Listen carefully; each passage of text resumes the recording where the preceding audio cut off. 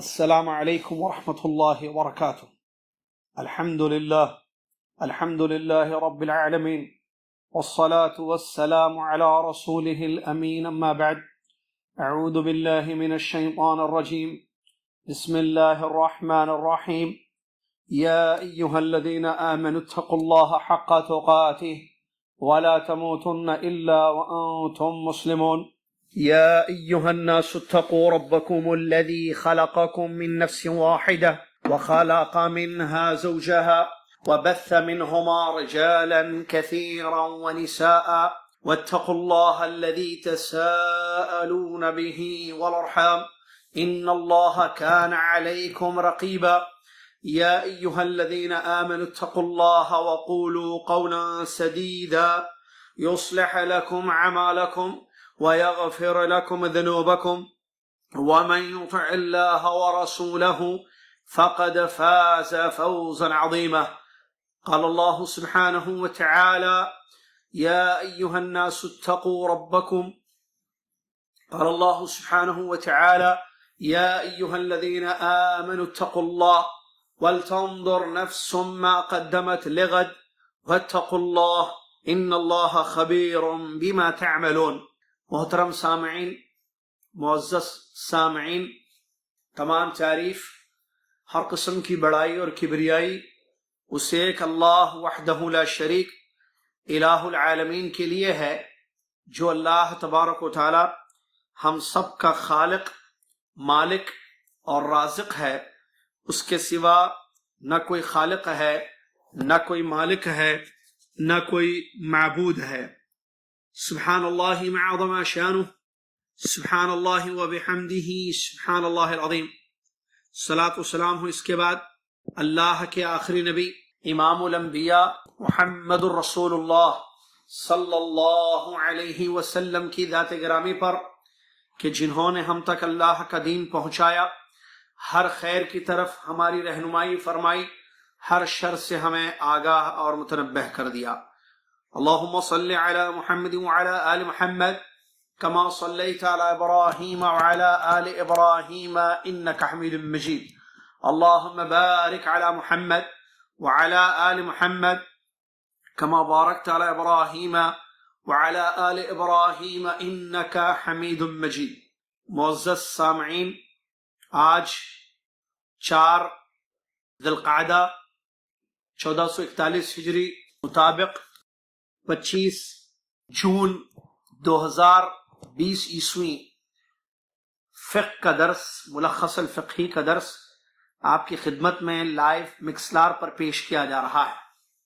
ہم نے پچھلے درس میں کتاب الجنائز کو، کتاب یا باب احکام الجنائز، کتاب الصلاۃ جو ہم پڑھ رہے تھے، کتاب الصلاۃ میں باب احکام الجنائز، جنازے کے احکام کا بیان، یہ جو ہے ہم نے شروع کیا تھا، اور اس باب میں ہم نے پہلی چیز پڑھی تھی جو کہ موت کے متعلق تھا۔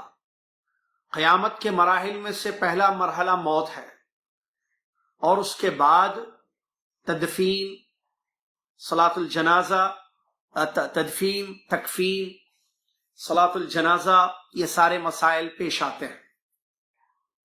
چونکہ میں اس وقت آفس کے کام سے باہر کسی اور جگہ آیا ہوا ہوں، اور جو کتاب ہے ملخص الفقہی کی وہ میرے پاس نہیں ہے اس وقت، وہ گھر پر ہے، اور ایکچولی مجھے گھر سے درس دینا تھا یہ، لیکن اس مکتب کے آفس کے کام کی وجہ سے ایک میٹنگ تھی یہاں پر ہماری، یہاں پر میں بیٹھا ہوں اس وقت، تو اس بنیاد پر کتاب ملخص الفقہی کا درس نہیں ہو پا رہا ہے آج، اس لیے کہ کتاب میرے سامنے نہیں ہے، گھر پر پڑی ہوئی ہے کتاب، اور میں یہاں ہوں، تو بجائے یہ کہ درس کینسل کر دیا جائے، میں نے مناسب سمجھا کہ کچھ فکر آخرت جو اسی سے ریلیٹڈ مسئلہ ہے، اس کے متعلق کچھ باتیں آپ کو بیان کروں مختصر انشاءاللہ، تاکہ درس نہ ہونے سے ہونا اچھا ہے، جسے کہتے ہیں something is better than nothing۔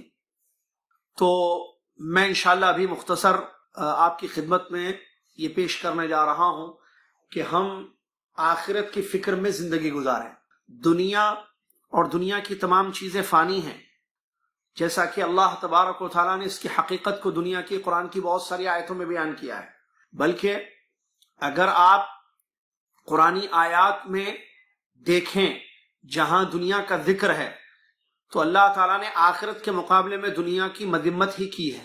کہیں کوئی آیت ایسی نہیں ہے جہاں دنیا کی تعریف کی گئی ہو آخرت کے مقابلے میں۔ مثال کے طور پر اللہ نے فرمایا بل تؤثرون الحیات الدنیا والآخرۃ خیر وابقی، تم دنیاوی زندگی کو ترجیح دیتے ہو، آخرت تمہارے لیے بہتر اور باقی رہنے والی ہے۔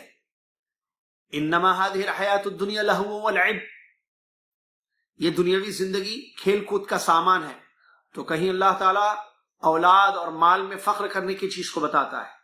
الغرض یہ کہ دنیا کے آخرت کے مقابلے میں دنیا کی کوئی حقیقت نہیں ہے، یہ سب کو معلوم ہے۔ یہ دنیا فانی ہے، چاہے ہم جتنا کما لیں، جتنی تجارت کر لیں، جتنی زندگی گزار لیں، اس دنیا سے ہمیں جانا ہے اور آخرت میں ہمیں ہمیشہ کے لیے رہنا ہے۔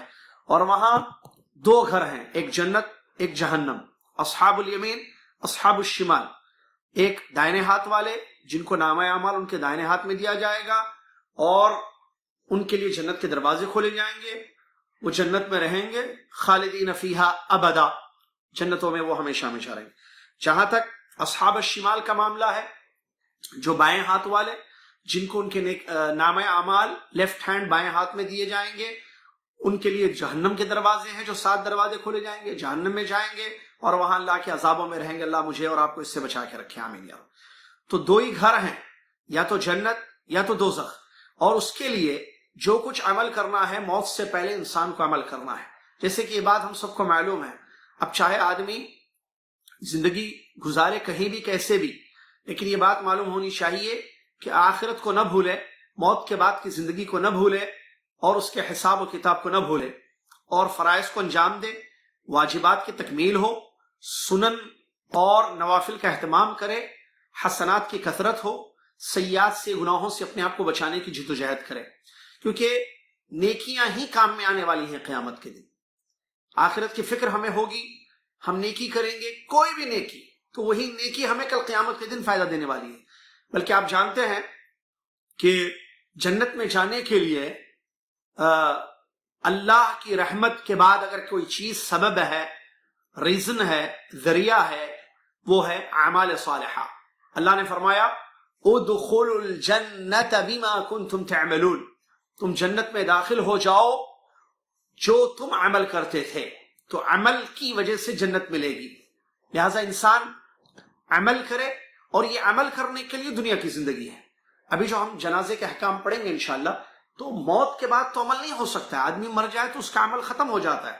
اللہ کے نبی ابن آدم انقطع عنہ عمله الا من 3، انقطع منہ عملہ، جب آدمی کا انسان کی موت واقع ہو جاتی ہے، انقطع عنہ عملہ، اس کا عمل ختم ہو جاتا ہے، موت کے ساتھ عمل ختم ہو جاتا ہے، لیکن الا من 3، سوائے 3 چیزوں کے، ولد صالح يدعو له او علم ينتفع به او صدقۃ جاریہ، یا تو اولاد چھوڑے جو دعا کرے اس کے حق میں، یا علم چھوڑ کر جائے جس سے لوگ فائدہ اٹھائیں، یا صدقہ چھوڑ کر جائے جو جاری رہے۔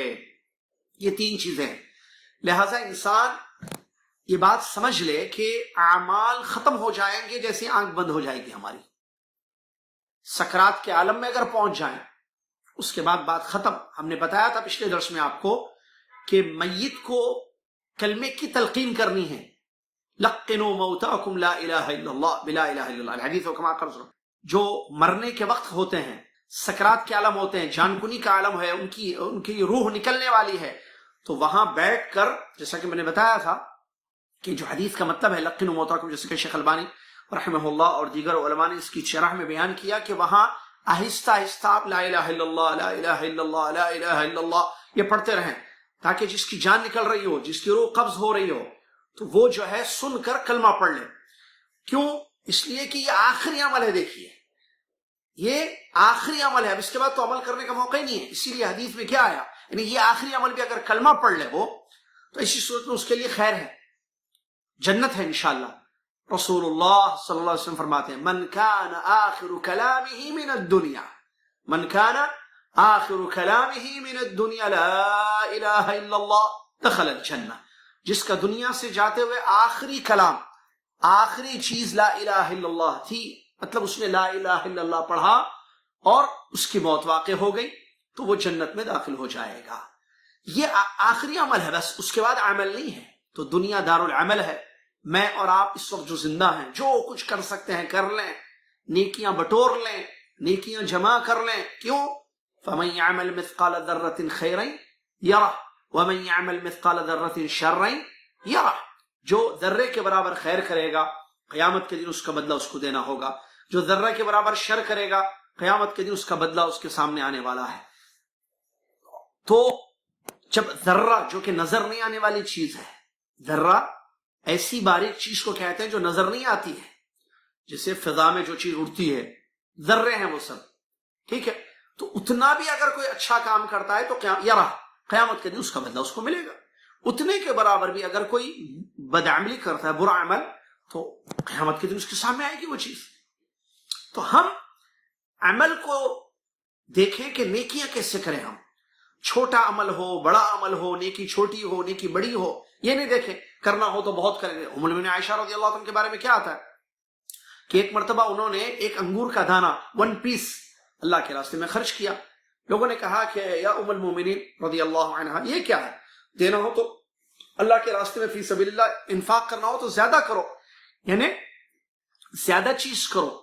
تو ام المؤمنین عائشہ رضی اللہ عنہ فرمایا کہ کم فیہا من ذرہ، کم فیہا من ذرہ، واللہ سبحانہ وتعالی یقول فمن یعمل مثقال ذرۃ خیر یرہ۔ ام المؤمنین عائشہ رضی اللہ عنہ فرمایا کہ یہ ایک جو انگور ہے، ایک پیس انگور، ایک دانہ انگور کا، اس میں کتنے ذرے ہیں؟ بہت ہیں اس میں ذرے، اور اللہ کہتا ہے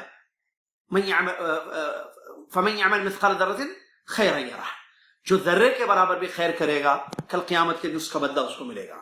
تو ایک انگور کا دانہ بھی انہوں نے خرچ کیا اور کیا کہتے ہیں اللہ تبارک و تعالیٰ کی یہاں اپنی نیکی لکھوا دی۔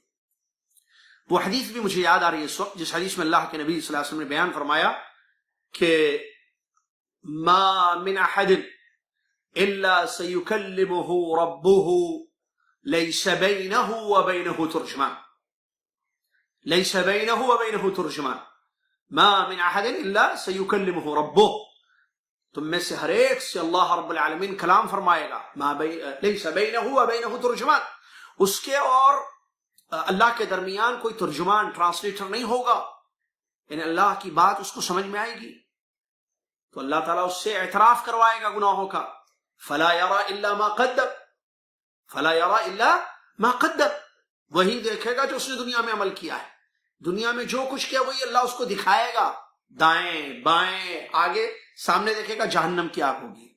تو رسول نے فرمایا فاتقوا النار ولو بشق تمرہ، فاتقوا النار ولو بشق تمرہ، جہنم سے بچاؤ، اپنے آپ کو بچ جاؤ اگرچہ کھجور کی گٹلی کے اوپر جو ہلکا سا وہ ہوتا ہے نا وائٹ کلر کا سفید، اس سے بھی اگر اللہ کے راستے میں خرچ کرتے ہیں، یعنی جیسے بھی تم اپنے آپ کو جہنم کی آگ سے بچا سکتے ہو بچا لو، جیسے بھی اپنے آپ کو تم جہنم کی آگ سے بچا سکتے ہو بچا لو۔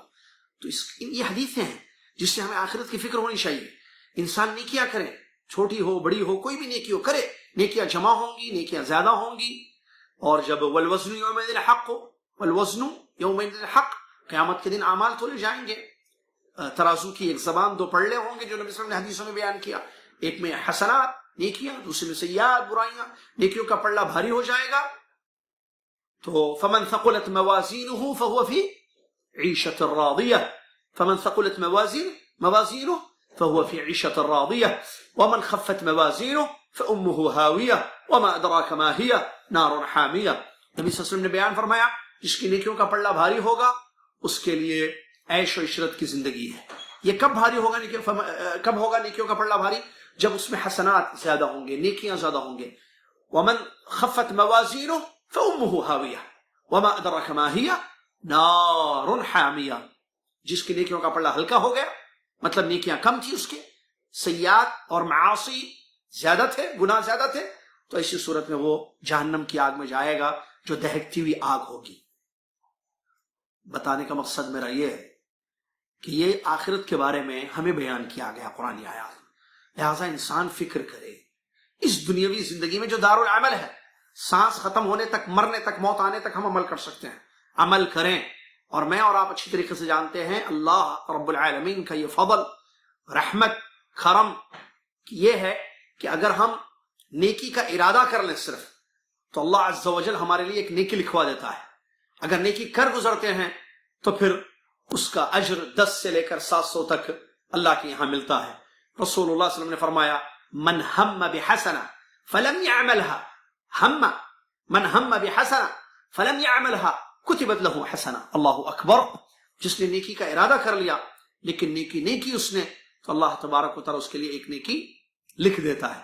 اور اگر کسی نے کر لی وہ نیکی تو پھر من 10 الى 700 ضعف، ایک نیکی کا بدلہ 10 نیکیوں سے لے کر 700 نیکیوں تک ہوگا۔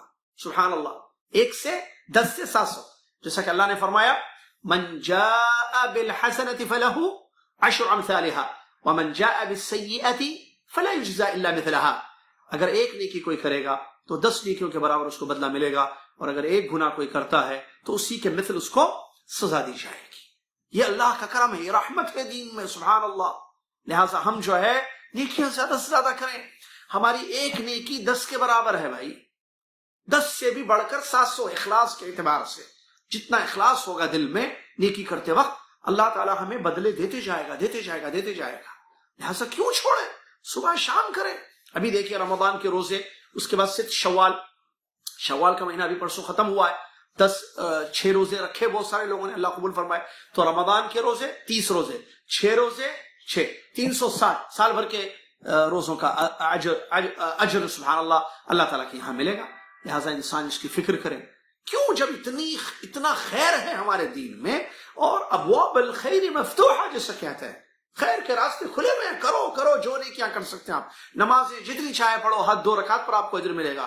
قرآن جتنا چاہے پڑھو، جب ٹائم ملے۔ اب کیا ہوتا ہے عام طور پر، لاک ڈاؤن ختم ہو گیا، حجر المنزل ختم ہو گئی، لاک ڈاؤن ختم، تو اب پبلک نکل گئی باہر، خلاص اب نہ مسجد یاد ہے، اب تو مسجدیں بھی کھلی ہوئی الحمدللہ، نہ نمازوں کی فکر ہے۔ دیکھیے جو جذبہ تھا بھائی رمضان میں مسجد بند، میں حیران ہو گیا دیکھ کر، میں سمجھا کہ شاید جگہ بھی نہیں ملے گی مسجد میں، لیکن مسجد جو ہے آدھی سے زیادہ خالی پڑی ہوئی ہے۔ کہاں ہے نمازی؟